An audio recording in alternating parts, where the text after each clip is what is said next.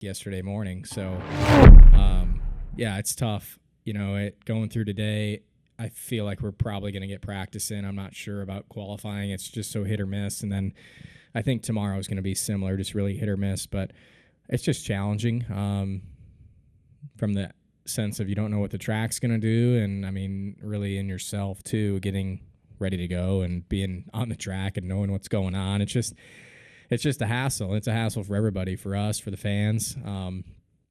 I feel like we get a good crowd here, right? And in the last couple of years, rain has just torn that up. So, yeah, it's a bummer, and it definitely makes it challenging. I would love just one good, nice 78-degree sunny day like we have here a lot of the summer would be nice.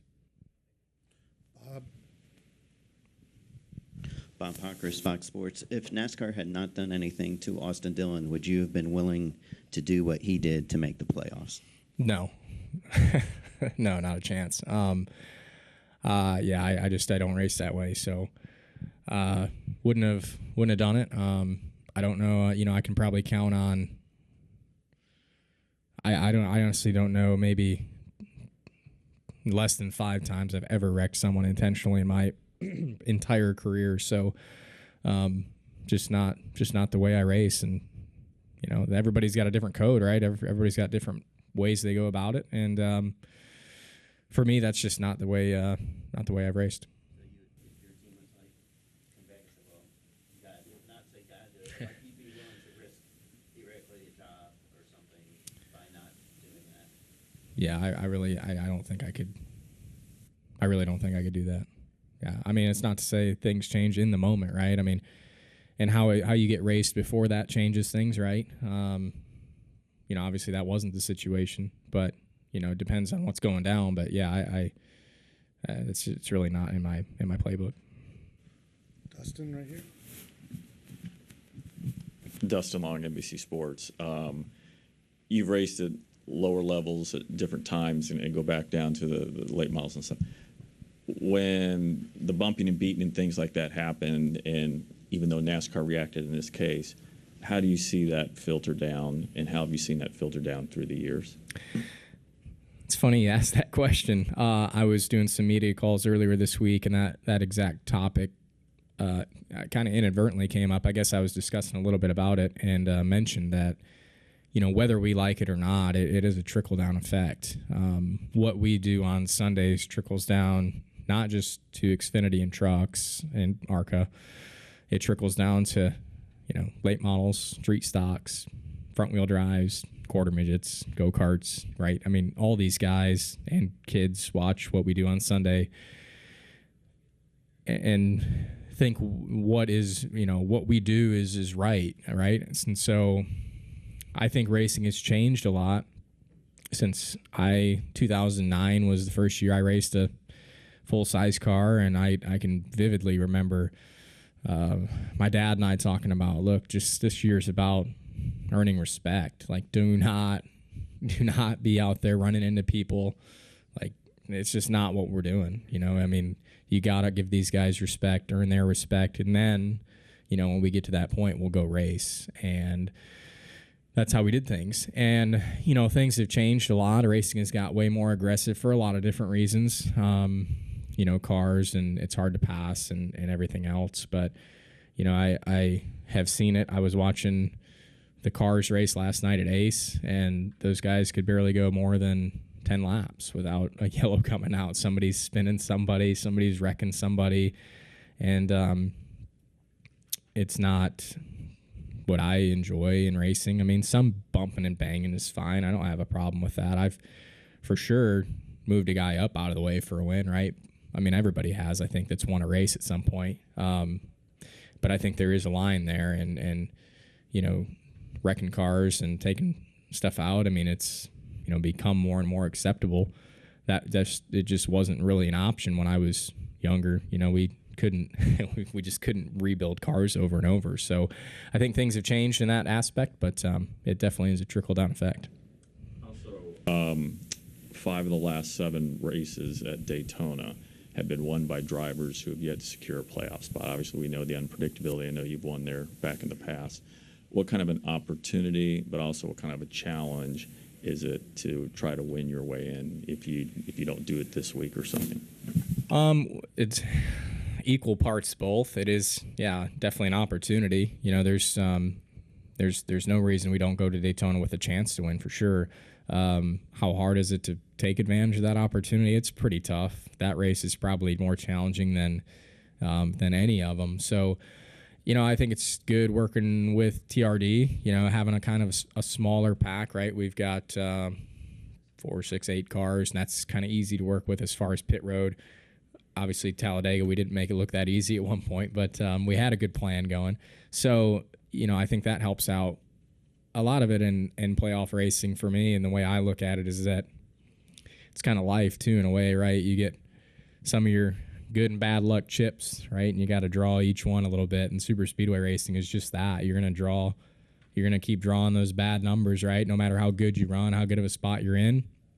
And you just hope at one point you're going to draw that right card and be in the right spot and make the right move. And so some of that's on yourself and what you do as a driver and how fast your car is. But, you know, you do have to have a lot of things go your way to win one of those two. Hey, Eric, Brandon Crowd, Lap Traffic Podcast. Can you talk about how special it was to be able to have the announcement of your contract extension come out as you come to your home track, friends, family? Did you get to do anything early, get into town, Woodward Dream Cruise, anything like that? Yeah, it was nice. I mean, we got it done, you know, just obviously recently, and then announced it here Michigan Week. So was happy to get it done. It was a pretty easy negotiation, really. You know, I think Legacy was wanting me back, and I was wanting to go back, and so things went really smooth and really quick. I spent my 2 weeks off up here, so I got to do quite a bit. I went up to the UP and spent a weekend up there with some family, and then chilled out at home at Byron. We've been up here since Tuesday night. No dream cruise for me. It's pretty busy down there, but I did get to hit some local spots around home that I like to go. So it's always nice just to spend time here when we can, see friends, see family, and do some things that we all like to do. Roy. Yeah, thank you very much. Yeah, Eric, Skyview Sports, I'm Roy Akers. You talked about it was pretty easy negotiation. Did you have to do any silly season dance with other teams? Did the team encourage you on that? Or did you just know this is where you wanted to be and it was just a matter of putting together the numbers and the timing? I think you always take a look when the time comes around. I wouldn't say there was any, there was no advanced discussions, and the team encouraged that. They knew the whole time, you know, where I was at and what I was interested in doing. But we pretty quickly came to the point of redoing a deal with Legacy. For me, looking at the landscape and where everything was at, what was possibly available, and what other opportunities were out there, none of them were, you know, enticing enough for me to want to make a move. It's a challenge to make a move, right? It's a big move to switch teams no matter what you're doing. And for me, unless it was going to be some, you know, huge leap to a currently race winning championship contending team, I just wasn't interested. So, you know, I think we're building there right now with Legacy, and that's some time away right now. But unless that was an instant move I could make, I wasn't interested in changing. Just one quick follow-up. What is the one? Thank you. What is the one thing you saw about Legacy Motorsports and said, you know what? We're kind of there, but I see it. I see that we're going to be there pretty soon, and I want to be a part of it. Well, you know, kind of getting to an important part of my career, I feel like, you know, the next stretch of my career, the next 10 years are what are probably going to be some of my best, I would like to think. And I hope that I'm, you know, in equipment that's good enough to take advantage of it. You know, I want to, there's a lot that I still want to do in the Cup Series and a lot of goals I have. And so, you know, looking at the landscape of Legacy, we've obviously made the move to Toyota this year, and that's been a challenge. It's been a big undertaking for us, but, you know, we've recently taken on more and more people to kind of bridge that gap and continue to grow that and figure out how we're going to make ourselves, you know, a race winning team. So it's been a lot of motion, right? I mean, I came to the 43 and it was definitely not a race winning team. And then we've got back to a race winning team. And then now we're kind of back in ebb and flow again, not where we want to be. So, but right now, regardless of what the results are showing, I would say we're probably in a better spot for the future than what it's really ever been since I've been in the 43 car. All right, we have time for 3 more. We'll go Steve, Lee in the back, and then back up here to Jerry. Steve Schweitzer with the Let's Go Press. Eric, congratulations on the new contract, by the way. During your discussions with Jimmy, was it discussed the level that you're at right now? I mean, it hasn't been a great year. I mean, did you guys talk about what the future holds and what he plans on, the changes he plans on making to get you more competitive? Yeah, I mean, I had multiple sit-downs with Jimmy, with Cal, who's our president there, and diving into, okay, here's where we are, right? I mean, we see it. We don't ignore the fact, and how are we going to get to where we want to be? So it was laid out to me well enough that I felt good about coming back. That there was a plan in place. There was some people that were in the works of being hired that weren't quite done yet when I was redoing my deal.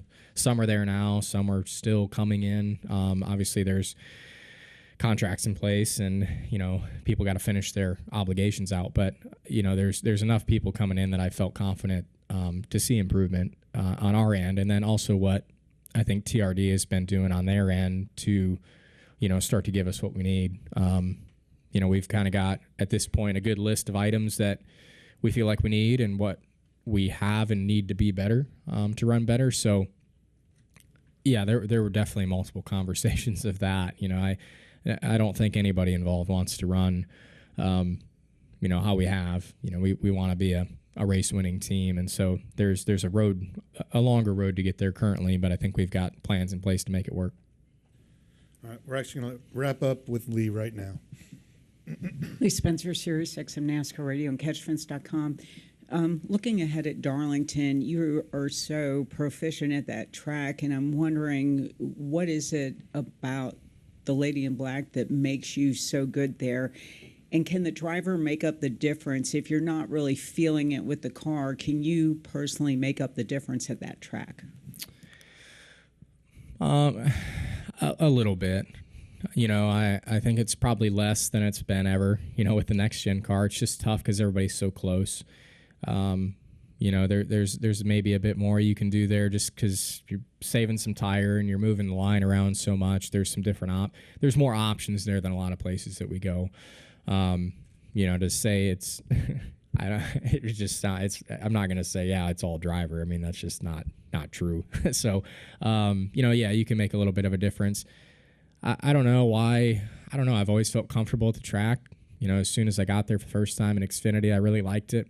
It reminds me a lot of how I grew up racing, which is a lot more kind of racing the track and not necessarily racing, your competitors as much. You're just kind of focusing on yourself. And if you're taking care of your equipment and taking care of your car, you're probably going to find yourself in a good position if your car's, good that day. So, I mean, I've definitely had some bad cars at Darlington. It's, not like we've went there and ran top 5 every time, but for sure in this 500 coming up, we've definitely trended to run better depending on how things went. I think some of it's transition day to night. I really enjoy the spring race at Darlington. Honestly, I don't run as good at.